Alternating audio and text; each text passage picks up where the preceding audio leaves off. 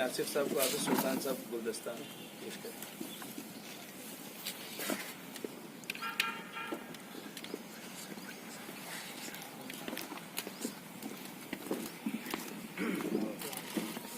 معاویہ کو مولوی حسین صاحب کو پیش کریں.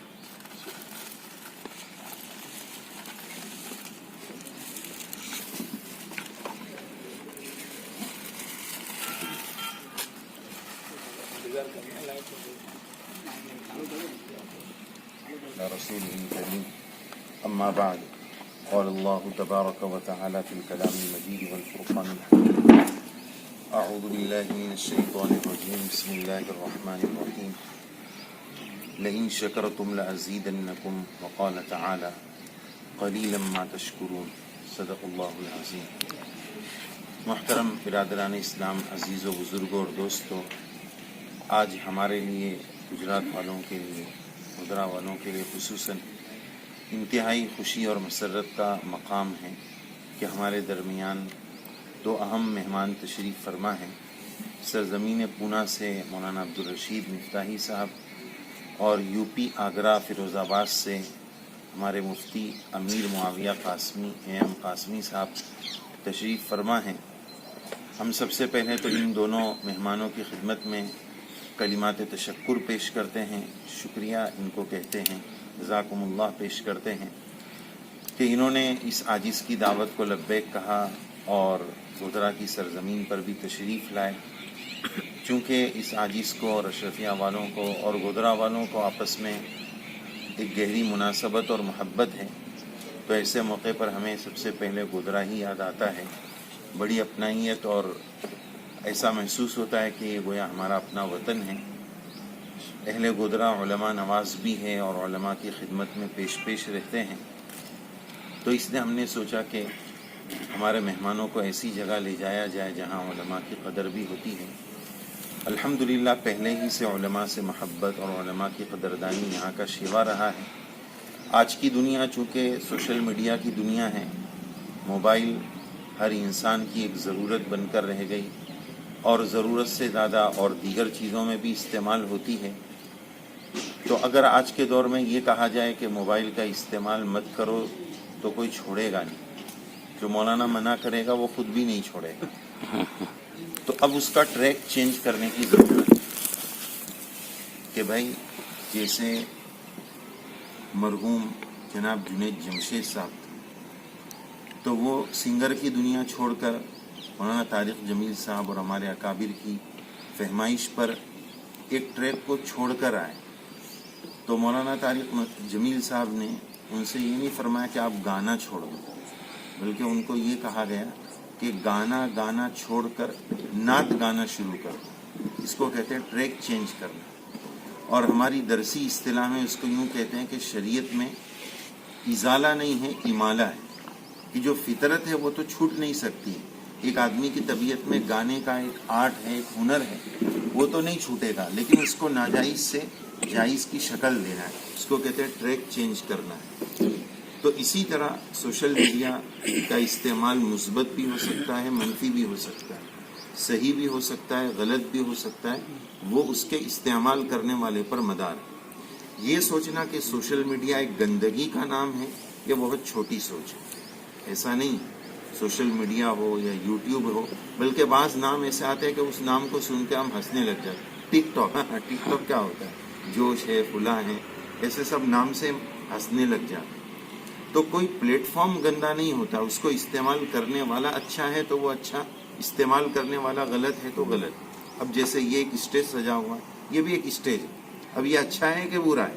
ظاہر اچھا ہے، اس لیے کہ دین کی نسبت پر لگا ہے، علماء کی نسبت پر لگا ہے. اب یہیں سے اگر گانا شروع کر دیا جائے، لڑکیوں کو بلایا جائے، ناچنے لگ جائے، تو یہی اسٹیج برا ہو جائے گا.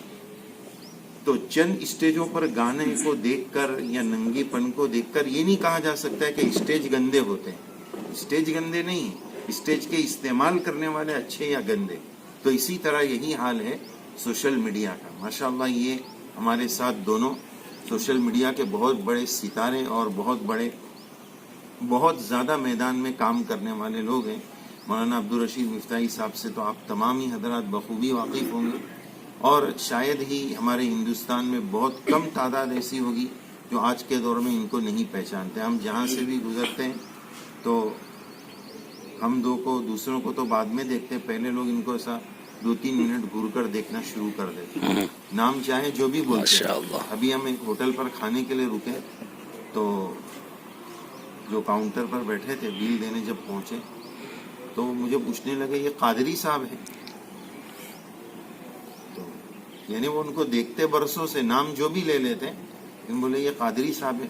میں نے کہا ہاں صاحب تو آپ ان کو دیکھتے ہیں. میرا کون سے قادری صاحب؟ تو انہوں نے فوراً چینل کھولا کہ یہ والے مولانا. میں نے کہا یہی والے مولانا. تو بہت دیر تک وہ دیکھتے رہتے ہیں، پھر وہ افسوس بھی کر رہے تھے کہ یار کاش پہلے سمجھ میں آتا کہ وہ مولانا ہے تو جلدی سے میں گاڑی پہ ان کو مل لیتا. تو کہنے کا خلاصہ یہ ہے کہ ان حضرات سے اللہ نے بہت بڑا کام لیا ہے، لیکن سوشل میڈیا کا استعمال چونکہ آج کل غلط کاموں کے لیے بھی ہوتا ہے تو اس فرق کو نہ سمجھتے ہوئے کہ اچھا بھی ہے غلط بھی ہے، ہر ایک کو ایک ڈنڈی سے ہانک دیا جاتا ہے. اس لیے ایسی بات نہیں ہے. جن سے اللہ نے کام لیا ہے ان کے کام کی ہمیں قدر کرنی چاہیے. جیسے ہمارے امیر مفتی معاویہ قاسمی صاحب ہیں، ان سے بھی اللہ نے بہت سوشل میڈیا کے اوپر کام لیا ہے. ہم لوگ یہی سمجھتے ہیں کہ ایک بہت بڑا دارالعلوم ہونا چاہیے، اس پر ایک بڑی مسند ہونا چاہیے، اور اس پر ہمارے جیسے ایک موٹے جبے قبے والے مولانا ہونا چاہیے، 6-7 ان کے پاس رومال ہونے چاہیے، اور شیخ الحدیث جیسا ان کا جسم و جثہ ہونا چاہیے، تو کہا جائے گا کہ ہاں یہ کوئی دین کا کام کر رہے ہیں. موبائل، سوشل میڈیا، یہ تھوڑی کوئی دین کا کام ہے. ماشاءاللہ ان سے آج تک ہزاروں لوگوں نے بلا مبالغہ، یہ بڑا چڑھا کے نہیں بول رہا ہوں، ہزاروں لوگوں نے پورا قرآن شریف جو ہے موبائل سے اور یوٹیوب سے اور سوشل میڈیا سے، زوم ایپ سے، ہزاروں لوگوں نے ان سے قرآن مجید سنا ہے. اور ابھی ہم لوگ عمرہ پر تھے تو صبح ایک ہوٹل میں ہم لوگ ناشتے کے لیے گئے، ہماری اپنی ہوٹل میں.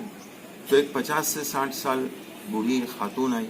جیسا ہی ان کو دیکھا تو وہ آ کے کھڑی ہو گئی اور ٹپ ٹپ رونے لگ گئی، اور مجھے پوچھا کہ یہ معاویہ صاحب ہے، قاسمی صاحب؟ میں نے کہا جی ہاں. میں کیا ہوا؟ تو کہا کہ میں نے ان سے پورا قرآن شریف الف لام میم سے لے کر اخیر تک میں نے پورا پڑھا ہے، اور میں بہت اچھا پڑھنے لگی ہوں، بہت پابند ہوں، یہ کرتی ہوں وہ کرتی ہوں. میں نے بہت کچھ سیکھا ہے، اور اللہ سے ہمیشہ مانگتے رہتی تھی کہ اللہ میرے استاد سے کبھی میری ملاقات کرا دینا. نہ میں نے سوچا تھا کہ میں ان سے مل پاؤں گی، نہ ان کے کبھی تصور میں تھا. تو کس کی دعا کب محبت قبول ہو جاتی ہے، دعا قبول ہو جاتی ہے، اللہ نے وہاں اچانک ناشتے میں اس طرح آپس میں ٹکرا دیا. تو بہرحال دونوں حضرات کو اللہ نے اپنے اپنے میدان میں بہت ساری صلاحیتوں سے نوازا ہے. ہمیں اپنی بستی میں چاہیے کہ جس طرح کی بھی صلاحیت والے لوگ ہمارے پاس آئیں، اچھی چیز جہاں سے بھی جس سے بھی مل جائے ہمیں اس سے لینے کی کوشش کرنا چاہیے. مفتاحی صاحب کے کمالات تو بہت زیادہ ہیں، بہت سارے لوگ ان کے کمالات سے متاثر بھی ہیں اور اپنی عملی زندگی میں اس کو لے بھی رہے ہیں. خاص طور پر ابھی 2-4 دنوں میں ہم نے اتنے سارے فون اٹینڈ کیے تو ہمارے مفتی معاویہ قاسمی صاحب نے مفتاحی صاحب کو کہا کہ کون سے گرو مفتی صاحب؟ فیملی گرو. یعنی لوگوں کے اتنے مسائل ہیں کہ ایک عورت فون کر رہی ہے کہ میرا شوہر مار رہا ہے، مفتاحی صاحب کچھ کرو. ایک شوہر فون کر رہا ہے کہ میں اپنی بیوی سے تنگ آ گیا ہوں، مانتی نہیں ہے، کچھ کرو. ایک بہو فون کر رہی ہے کہ میری ساس. یعنی ایسا لگ رہا ہے کہ پورے ہندوستان کے تمام گھروں کے مسائل کا حل جو ہے کون سے گرو کہا جائے، تعویذ گرو یا فتیلہ گرو یا کون سے گرو کہا جائے، یعنی ہر اعتبار سے. یعنی اس سے ایک بات یہ بھی سمجھ میں آ رہی ہے کہ امت پریشان بھی کتنی ہے اور امت کو صحیح رہنمائی کی بھی کتنی ضرورت ہے. ہمارے علماء کے لیے بھی اس میں پیغام ہے کہ امت کتنی پیاسی ہے، حق کیا ہے، صحیح کیا ہے، اس کو سمجھنے کے لیے امت بہت پریشان ہے. ان کو کوئی صحیح پیغام دینے والا نہیں. تو گھریلو مسائل کو حل کرنا، عورتوں کے مسائل کو حل کرنا، اگر کسی کی پہلی شادی نہیں ہو رہی ہے تو اس کے کیا اسباب اور وجوہات ہیں، دوسری کرنا چاہ رہا ہے لیکن اندر اندر لڈو پھوٹ رہے ہیں، باہر پہلی بیوی سے ڈر رہا ہے تو اس ڈر کو نکالنے کا کیا حل ہے. 2 ہو رہی ہے، 2 ہو گئی ہے، دونوں میں جھگڑا ہو رہا ہے، اس جھگڑے کا کیا حل ہے. ابھی مفتاحی صاحب نے ہم راستے میں قریب گودرا کے تو ایک حل بتایا، وہ آپ کو سناؤں. بولے ہمارے ایک پہچان والے تھے، انہوں نے 2 کر لیے. بولے میرے گھر میں جھگڑا ہوتا ہی نہیں، دونوں ہیں لیکن کبھی بھی جھگڑا نہیں ہوتا ہے. اس سے ہمیں اپنے بچپن کے مدرسے کا واقعہ یاد آ گیا کہ چھوٹے بچے 2 لڑتے ہیں تو استاد کو آ کے شکایت کرتے، استاد اس نے مارا. کیوں مارا؟ تو بولے استاد اس نے گالی دیا. بیچارہ استاد کیا، دونوں کو ایک ایک لگا کے بھگا دے گا. اب کون تحقیق کرنے جائے گا کہ حق کون ہے ناحق کون ہے؟ دونوں کو ایک ایک لگاؤ. ایک ایک اس لیے لگانا ہے کہ اگلی بار شکایت نہیں آنی چاہیے، تو ایک ایک لگا کے بھیجوا دیتے. تو مفتاحی صاحب نے بتایا کہ وہ 2 بیوی والا تھا، اب پریشان ہو گیا تھا تو کرے کیا. تو اس نے الٹیمیٹم دے دیا کہ جس نے بھی شکایت کی تو دونوں کو سیم سزا ملنے والی، یعنی جس کے بارے میں شکایت کی اس کو بھی سزا اور سننی پڑے گی، بہت کچھ جھیلنا پڑے گا، اور جس کی شکایت کی دونوں کو برابر. تو دونوں میں سے کسی کی شکایت ہی نہیں آتی. اس نے اس طرح فنڈا حل کر دی. ابھی ہم لوگ رمضان سفر حج کے موقع پر جانا ہوا تھا، تو ہمارے ساتھ ایک ساتھی تھے 2 شادی والے، تو مفتی طارق مسعود صاحب سے ملنے گئے تھے. وہ بھائی نے مجھے کہا کہ مجھے ملنے جانا ہے. میں نے کہا کیوں ملنے جانا ہے؟ تو بولے میں ان کا بہت بیان سنتا تھا، ان کا بیان سن کے میں نے 2 کیا ہوں. تو اب جب 2 کر تو لیا ہوں لیکن پریشان بہت ہوں، اتنا پریشان ہوں. تو اب انہی کو اس پریشانی کا حل بتانا پڑے گا، تو حل کے لیے میرے کو لے جاؤ. چلو لے کر گئے ان کو. اچھا وہ آدمی اتنا ڈیرنگ والا کہ کبھی کسی سے زیر نہ ہو اور کبھی کسی کے سامنے جھکے نہیں، لیکن اب وہ ایسا جھکا ہوا. دوسری بات، زندگی بھر میں اس نے کبھی 1 گھنٹہ بھی جماعت میں نہیں لگایا ہوگا، ابھی چلا لگا کے آیا. 1 مالے پہ بھی نہیں رہنا، 2 میں پہ سیدھا مسجد میں ہی چلے. اتنا پریشان ہو گیا. تو بہرحال اس کو میں لے کر گیا کہ چلے طارق مسعود صاحب سے ملتے ہیں.